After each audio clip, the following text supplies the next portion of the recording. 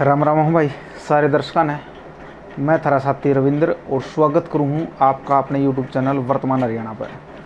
और वर्तमान की बात करा तो विधानसभा में सत्र चल रहा है, फिलहाल आज चौथा दिन है उसका, और बहुत सारे मुद्दे और उछाले जाने लग रहे। सबसे मेन सीटी का मुद्दा है, यूँ भी उठाया गया, कोई विकास की बात है इस डाल की तो उठाई गई। तो बात करें अभी विधानसभा के हरियाणा में तो 90 विधानसभा हैं, जिसमें 90 विधायक मन के जाते हैं, और तो 90 में से 17 रिजर्व कैटेगरी के लिए रखा गया है, जिसमें सिर्फ रिजर्व कैटेगरी के 17 MLA चुन के जाते हैं।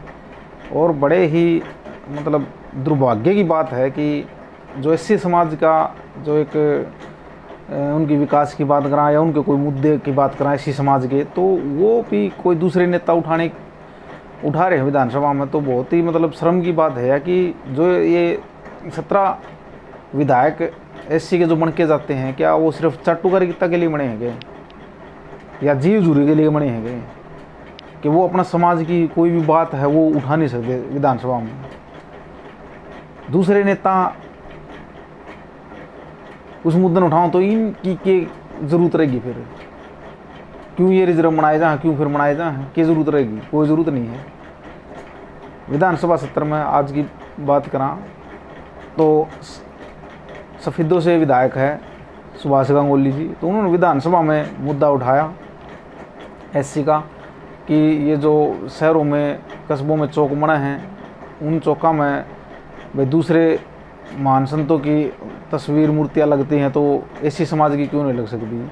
तो इस मुद्दे पर वो बहुत मतलब एक आवाज़ उठाने की कोशिश उन्होंने विधानसभा में की। तो ये बहुत ही मतलब एक तो हम शुक्रिया अदा करना चाहेंगे कि SC समाज के बारे में उन्होंने इतना आवाज़ उठाई, बुलंद की। लेकिन शर्म आती है जब ये SC समाज के नेताओं के बारे में बात करा, हाँ जी जूरी चट्टुकारिता सिर्फ इसी में लगे रहो, हाँ कोई अपना वजूद नहीं बनाने की कोशिश करना करे, ना कुछ और करना करे। तो इन तक एक विनती है, विधानसभा एक बहुत बड़ी पंचायत है प्रदेश की, तो उसमें जाओ तो अपने समाज की, अपने गांव देहात की जो मजबूरियां हैं या फिर जो विकास कार्य हैं उनकी बात उठाएं।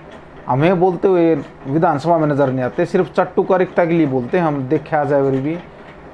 तो आप ये रिपोर्ट एक बार देख लो, उसका अपना और दम अंदाज़ा लग जाएगा। आपका ध्यान उपाध्यक्ष महोदय एक महत्वपूर्ण विषय पर लाना चाहता हूं। 2010 में हुड्डा सरकार के समय में SC समाज के 2 चौकों की मंजूरी हुई थी, संत कबीर चौक जिनका निर्माण रोहतक रोड बाईपास पर होना था, इसी प्रकार से गुरु रविदास चौक जिसका निर्माण भिवानी रोड बाईपास पर होना था। 2013 में हुड्डा सरकार के समय ही नगर परिषद जींद द्वारा इन दोनों चौकों को पास करवा दिया गया था।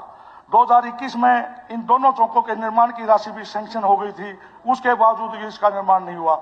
और SC समाज की तीनों बिरादरियों के लोग जो के अंबेडकर चौक पर पिछले 45 दिन से धरने पर बैठे हुए हैं, लेकिन उनकी कोई सुनवाई नहीं हो रही। वो नंगे पैर चल के शहर के अंदर प्रदर्शन कर रहे हैं, धरना दे रहे हैं, दूसरे कामों पर लगे हुए हैं, लेकिन किसी भी प्रकार से उनकी कोई सुनवाई नहीं हो रही।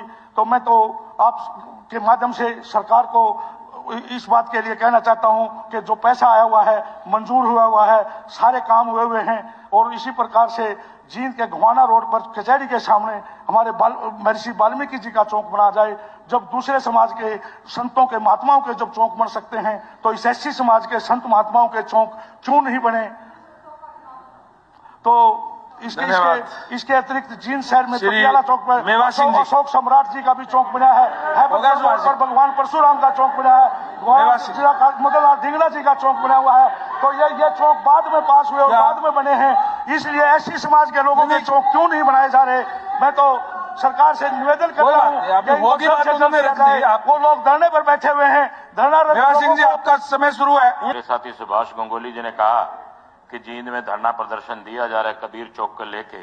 मैं अपने साथी को बताना चाहूंगा कि कांग्रेस के राज में हो सकता है कि स्थान चयनित किया गया हो, लेकिन वो स्थान एक्सीडेंटल स्थान है। उसके लिए लगभग 25 लाख की राशि दोनों चौकों के लिए मंजूर की गई है। जो एक्सीडेंटल पॉइंट विधायक जी ने बताए हैं, जबकि उससे ऊपर को नया बाईपास निकल चुका है। ये बाईपास पुराना है, जहां संत कबीरदास जी का चौक बनना है, रोहतक रोड बाईपास पे, पुराने बाईपास पे बनना है, कोई एक्सीडेंटल पॉइंट नहीं है। गुरु रविदास जी का जो चौक भिवानी रोड पे बनना है, कोई एक्सीडेंटल पॉइंट नहीं है।